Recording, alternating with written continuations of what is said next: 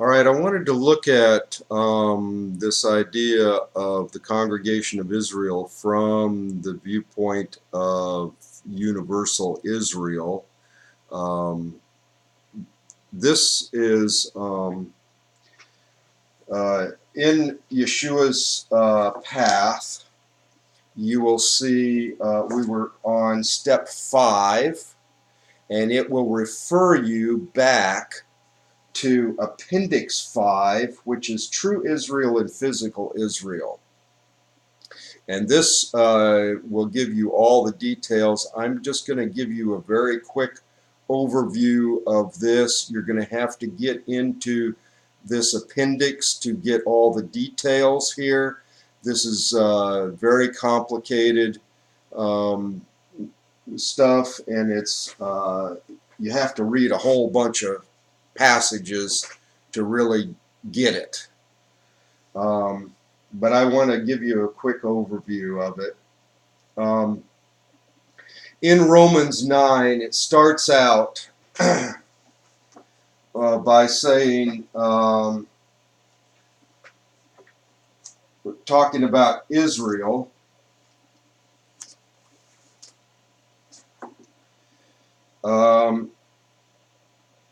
Verse 3, for I could wish that I myself were accursed from Messiah for my brothers, my countrymen, according to the flesh, who are Israelites. Okay, so this is talking about Jews, right? But it doesn't say Jews, it says Israelites, and it says that for an important reason that we're going to get into. To whom pertain the adoption, the glory, the covenants, the giving of the law, the service of God, and the promises, of whom are the fathers, and from whom, according to the flesh, Messiah came, who is over all and eternally blessed God. Amen.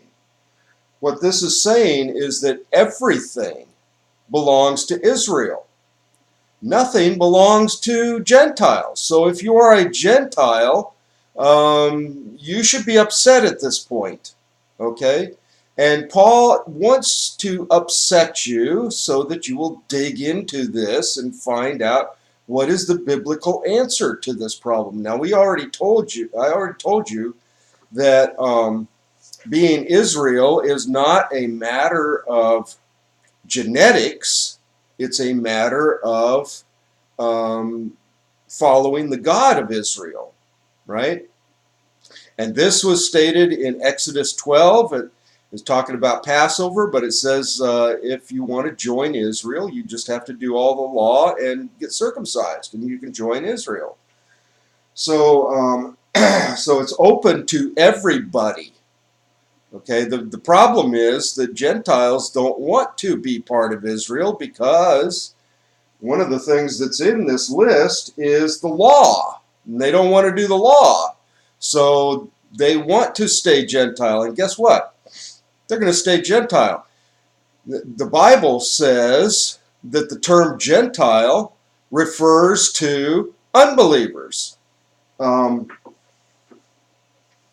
Okay, so if you want to stay an unbeliever, if you want to stay on the wrong side of the equation, that's your business, but that's not a very good thing to do. Now,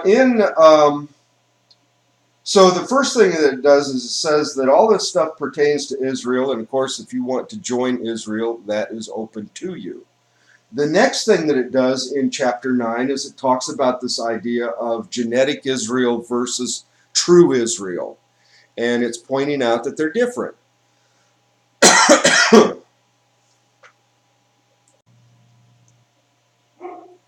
And then when you get down to verse 24, we run into something kind of odd. Even us who he called, not of the Jews only, but also the Gentiles. As he also says in Hosea, I will call them my people who are not my people, and her beloved who is not beloved. And it shall come to pass in the place where it was said of them, You are not my people, there they shall be called the sons of the living God. Now he just said this refers to Gentiles, right? But when you go back into Hosea 1, where this is quoted from, it's talking about Israel. Okay, and in Hosea, what happens is that the northern kingdom of Israel gets divorced from God. After the time of Solomon, the northern kingdom split off from the southern kingdom, and now you have the southern kingdom, which is called Judah, and the northern kingdom, which is generally called Israel because of the fact that there's 10 tribes in it. And it's also called Ephraim, which is the largest tribe in that group. So this helps you with understanding some of the passages, what it's talking about. And in Hosea, they've already been split up, and he said that the northern kingdom is in so much idolatry that I'm just going to divorce you. And he specifies in Hosea that what that means is that you're going to get assimilated into the Gentiles. And that's exactly what happened. Assyria came, took them away, and they got dispersed into the Gentiles. Well, that's very interesting because now, genetically, all of the Gentiles have a little bit of the northern kingdom of Israel mixed in with them. Okay? If you do a DNA test, you're going to see that you may be what they call Jewish. But what that means is that you're Israel. Because there's no difference between the northern kingdom of Israel and the southern kingdom of Israel genetically, right? So that tells you that you're probably descended from the northern kingdom of Israel. And Abraham gets a promise that he's going to be the father of a great nation, which is Israel, but he's also going to be the father of many nations or many Gentiles. The word nation and Gentile is the same word in Hebrew. And this promise is passed down to his sons, and eventually it goes to Ephraim, which is the northern kingdom. Okay? So the northern kingdom gets this promise that Abraham's going to be the father of many Gentiles, meaning that the Gentiles and the Jews are going to be two different groups of Israel. Okay? So in other words, when you trust in the God of Israel and you join Israel, probably what's going on with that is that you are descended from the northern kingdom of Israel. Now, if you are a true Gentile, you're allowed to come in. That is stated in Exodus 12. But most people who are joining Israel today in the Messianic movement are descended from the northern kingdom of Israel. And so then, and that's why he talks about in chapter 10, he talks about the idea of becoming grafted in, or chapter 11. Chapter 11, verse 16, For if the first fruit is holy, the lump is also holy, and if the root is holy, the branches are holy. And if some of the branches were broken off, and you, being a wild olive tree, were grafted in among them, with them became a partaker of the root and the fatness of the olive tree. In other words, the root is Israel. Israel as God invented it in the Bible, okay? And the northern kingdom got broken off and is now being grafted back in. The southern kingdom got broken off for the same thing. Both of them were getting into idolatry and doing the incorrect things. And as a result, we all have to be grafted back into this root.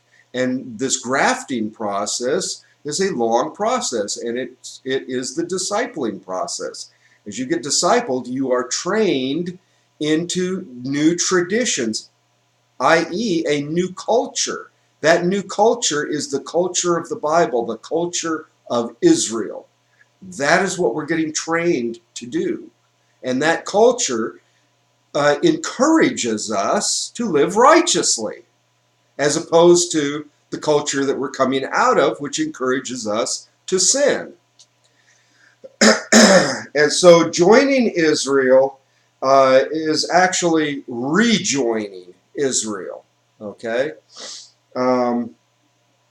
Anyway, there's a lot of stuff in that appendix that I want you to go through and see how that all works out. There's a whole bunch of passages that deal with this topic, and it's important for us to understand that we are becoming part of Israel. That's what the discipling process is all about.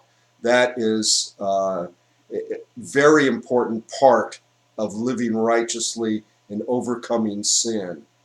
And it connects to us directly through a local congregation of Israel that is following the instructions of 1 Corinthians to be a sharing type of venue. Okay, so we understand step number 5 now, which is the congregation of Israel.